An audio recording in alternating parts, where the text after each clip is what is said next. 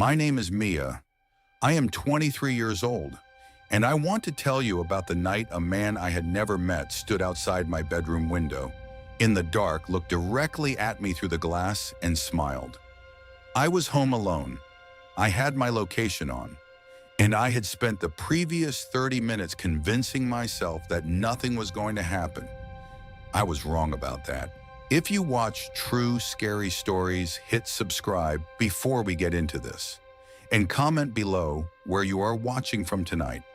Because what I am about to tell you involves 3 different people, 3 different apps, and 3 situations where a stranger knew exactly where someone was and decided to show up anyway.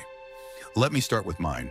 I am 4'11". I put it in my Bumble bio as a joke. Something like, yes, I am that short. No, I cannot reach the top shelf swipe. Right, if you are okay with that.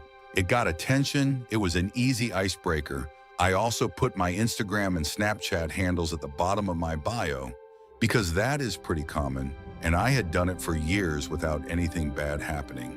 Because of that, I got random follow requests and ad requests pretty regularly. Most of them I ignored. If I did not recognize the name or the profile looked off, I just left it. It was routine maintenance, same as deleting spam emails. About a month ago, I matched with a guy on Bumble who was genuinely attractive. Like noticeably so. Clear photos, decent bios, and a pickup line that was actually creative enough to get a real response out of me. Within a few minutes, he asked for my Snap, then added me almost immediately after, which told me he had already seen my handle in my bio. I added him back. I screenshotted his Bumble photos and sent them to my friend Gianna right away, the way you do when you match with someone who looks too good and you want a second opinion. Gianna replied in about 30 seconds. She said it was a catfish. She said she had matched with the same profile and the photos were stolen. Same face, different account. I decided to mess with them a little. Send some weird replies, act interested, waste their time the same way they were wasting mine. It felt satisfying. The messages on Snap were slowly getting more sexual, and I kept redirecting with the most deliberately unattractive responses I could think of. They got noticeably irritated. Then they asked for my address. I did not reply. I went to my group chat with my friends and asked what I should do next. But before anyone answered, I got a notification. The guy had screenshotted my Snapchat profile. Not a snap. My profile, the page that shows your name and your location if you have Snap Maps set to public. I had Snap Maps set to public. I sat there and thought about that for a second. My location was set to public. The houses in my neighborhood are spread out enough that if you narrowed down to my general area on the map, you could figure out which house I was in. Not a guarantee, but possible. And this person had just screenshotted my profile seconds after I stopped responding to their request for my address. I blocked them immediately and switched my location to ghost mode. My friends in the group chat were trying to calm me down. They said there was no way someone would actually drive to my house over a catfish conversation gone wrong. They said I was spiraling. They were probably right, they said. It was late and I was home alone, and I was letting my imagination run ahead of reality. They made a good case. I started to believe them. I was watching a show on Netflix when the doorbell rang. It was past 10 at night. My parents and my siblings were not home. I was not expecting anyone. No food delivery, no package, nobody. I paused the show. My heart was already moving faster before I fully processed what I had heard. I turned off my bedroom light and the TV screen. I wanted the room dark. I wanted anyone outside to see a dark window and assume no one was home. Then a Snapchat notification came in. A new account had added me. The username was "It's me, add me back." I blocked it immediately without opening it. 2 minutes passed. Nothing happened. The house was quiet. I started to think maybe the doorbell had been a coincidence. A neighbor. A delivery left without a follow-up knock. Something ordinary. Then another account added me on Snap.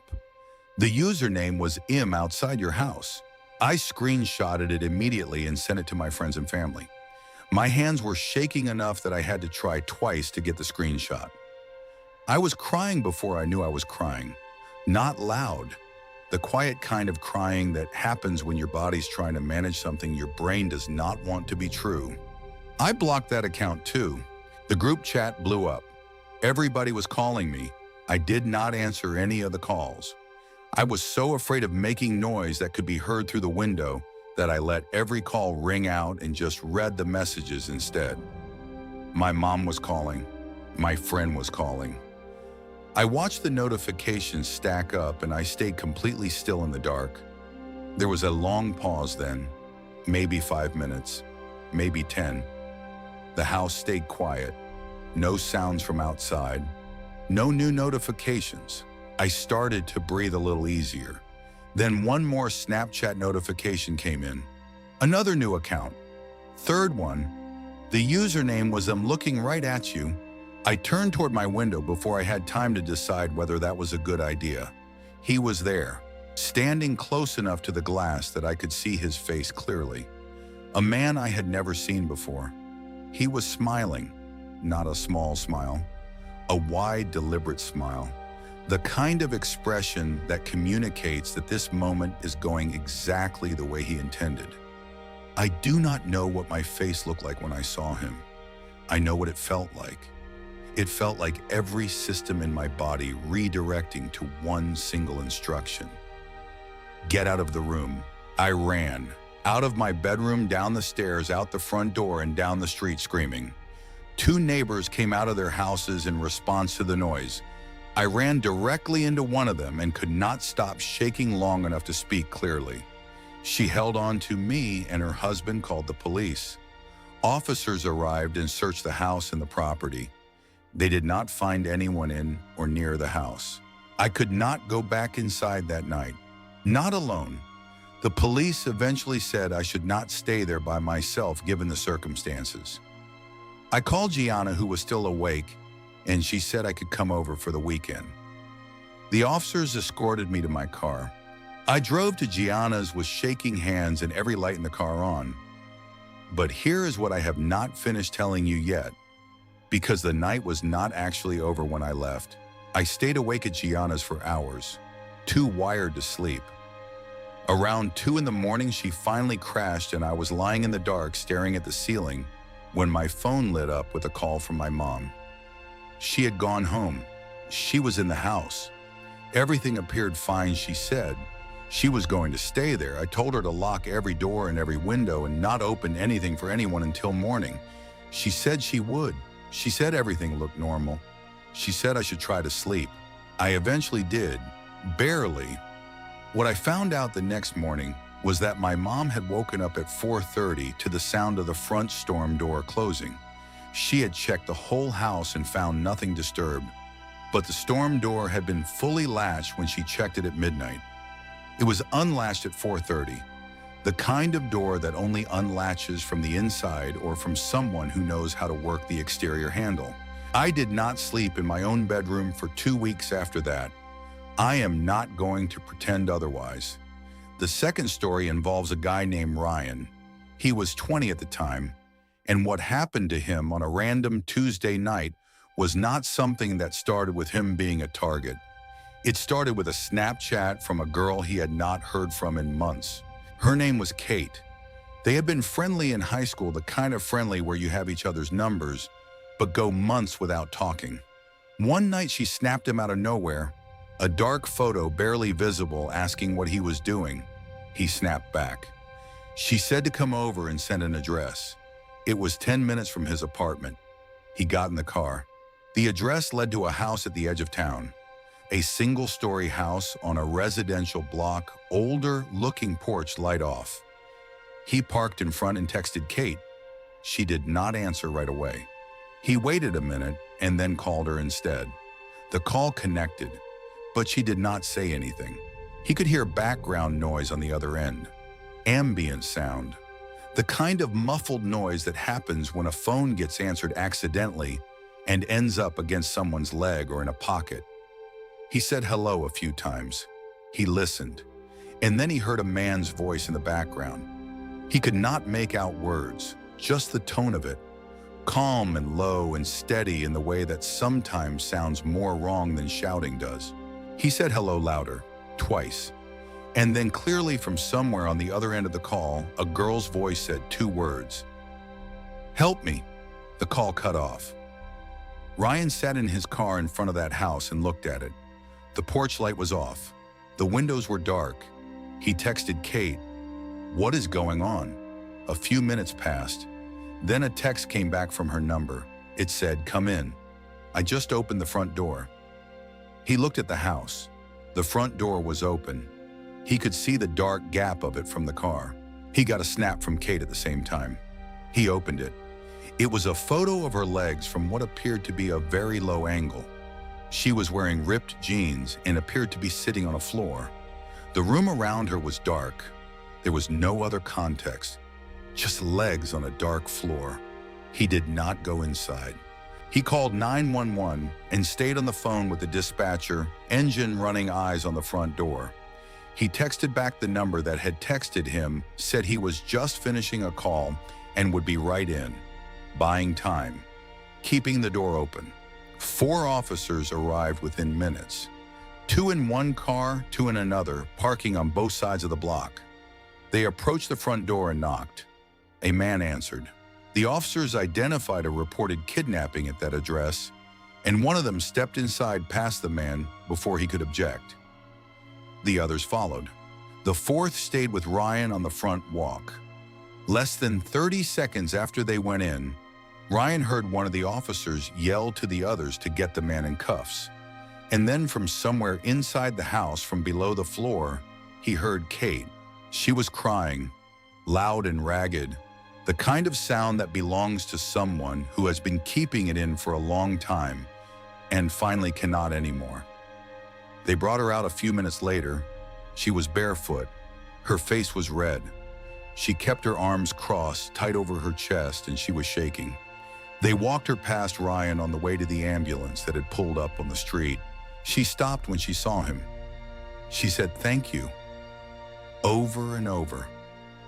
"Thank you, thank you, thank you," she said. Her voice broke on it every time. He did not know what to say back. He said, "Of course."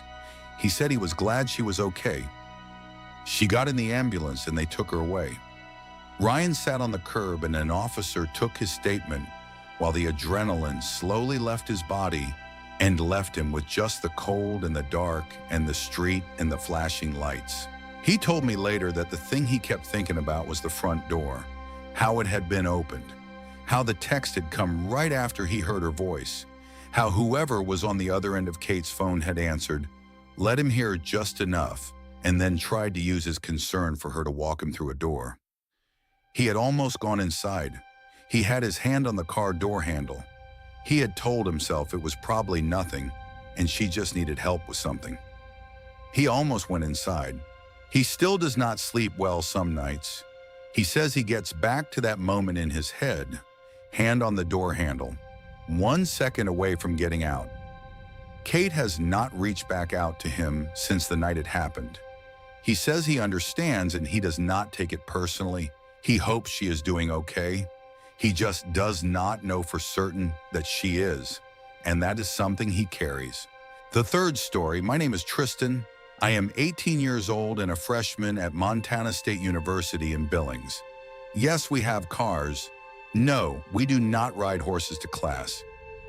I had lived in Billings my whole life, and I knew most of the people in my grade from high school.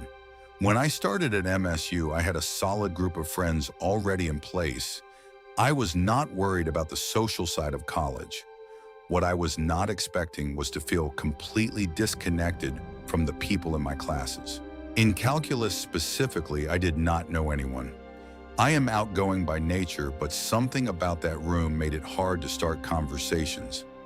I gave up on it after the first week and just went there to learn. About 2 weeks into the semester, a new guy started showing up to that class. I want to describe him carefully. He would come in around 10 minutes late every single class. He had a specific habit when he arrived. He would scan the room and then walk past multiple empty chairs, easily 10 or more, to sit directly beside me or directly behind me or directly in front of me, every time, without fail. I started sitting as far from the door as possible to confirm it was intentional. He would walk the entire length of the room just to be adjacent to me. He looked significantly older than everyone else in the class, not slightly older. Like he was 40 in a room full of 18 and 19-year-olds. His hair was unwashed and matted. His clothes were torn in a way that was not stylistic. His hands were always visibly dirty black under the nails and along the knuckles, the kind of dirt that accumulates over days. I am a neat person. I notice these things. He told me his name was Jefferson. He started falling behind in the coursework pretty quickly, probably because he never took notes and spent most of class staring at his phone or at me. He asked me for help understanding problems. Despite everything that made me uncomfortable about him, I felt bad, and I would walk him through things after class. I kept it brief and professional and did not encourage more conversation than necessary. Then one day, he asked for my Snapchat. He said it would be easier for him to reach out between classes since calc only met 3 times a week. I hesitated.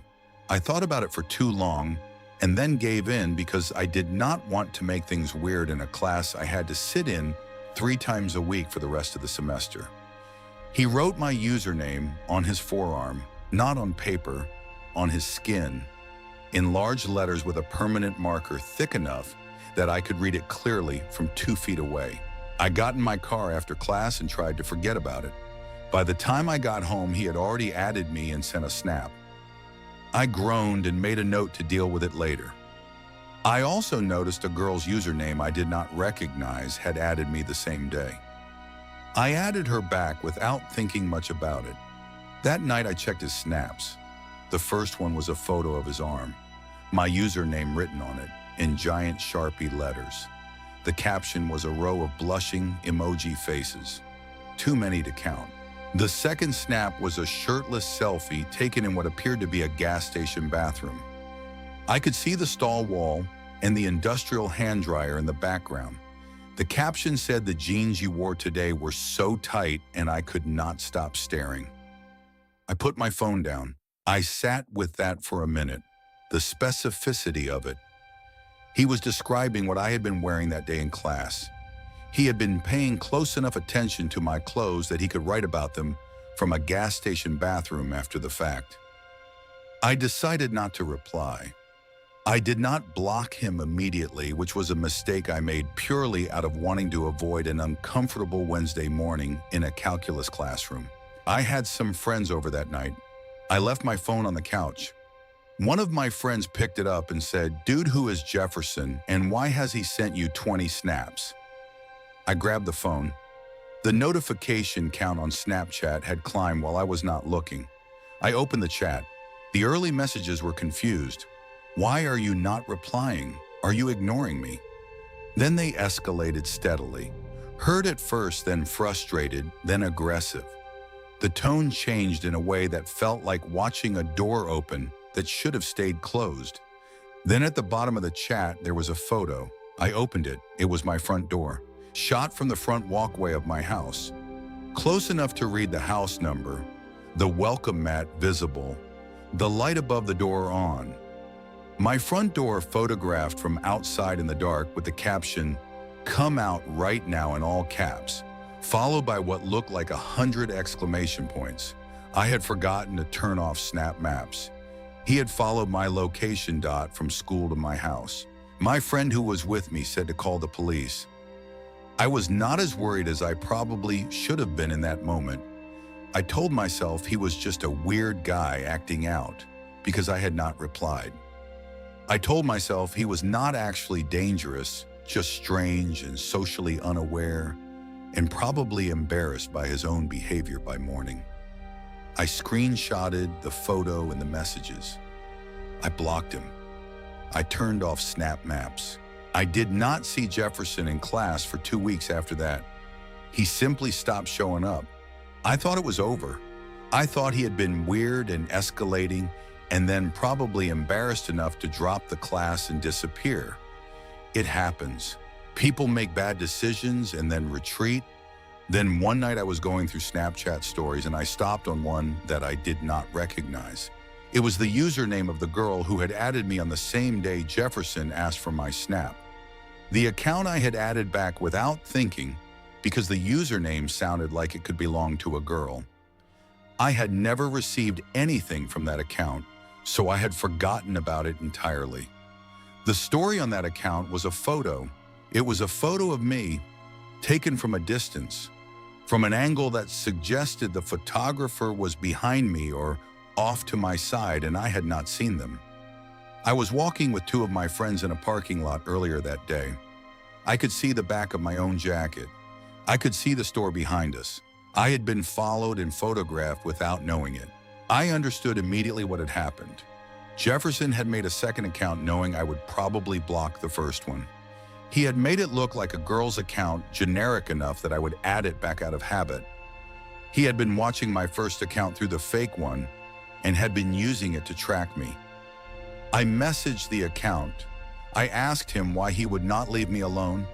I asked why he could not accept that I did not want to be his friend. He replied with pictures, not words, pictures. Me walking to my car in the school parking lot, me at a drive-through window, me at the movies with two friends on a weekend night, me at a restaurant downtown sitting across from a girl I had been seeing. All of them taken from a distance. All of them from angles where I was unaware. He had been following me for 2 weeks and documenting it. I counted at least a dozen photos in total. Different days, different locations, different clothes I recognized from specific days I could place in my recent memory. He had been there for all of them. Close enough to get a clear image, far enough that I never noticed. I blocked the account. I saved everything I could before doing it. I reported it to campus police and filed a formal report with the local police department. I was told the photos I had saved would likely be subpoenaed as evidence if a stalking charge moved forward. I turned off my location on every app, every single one, not just Snap Maps, all of them. And I changed the route I walked to my car every single day after that. Different path, different timing, different doors. I started paying attention to who was behind me when I walked across campus. I started glancing at parked cars when I crossed lots. I became aware of my own movement patterns in a way that I had never needed to be before. I still look over my shoulder more than I used to. I probably always will. 3 stories, 1 video. Mia was home alone, and her location was public, and a man she had never met showed up at her window smiling. Ryan heard 2 words through a phone call and made the right decision in time. Someone else did not get to make that decision at all.